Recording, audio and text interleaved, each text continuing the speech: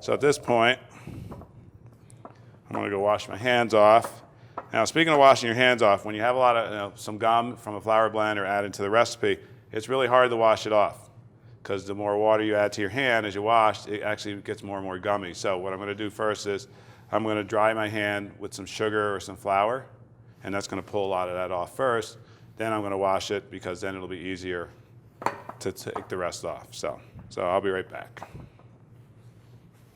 All right, so take some sugar. Sugar is hygroscopic, so it means, it pulls the water away. It likes to draw on water, so that's why, items with a lot of sugar in it, in humid weather can get really sticky, like candy and things like that. But so as you can see here, just that sugar is drawing, because it's drawing the dough off my hand. And then I'm going to easily wash that away. And I'm going to use less water at the sink. I'm not so worried about not using enough soap, but it's more about why waste the water if you don't have to.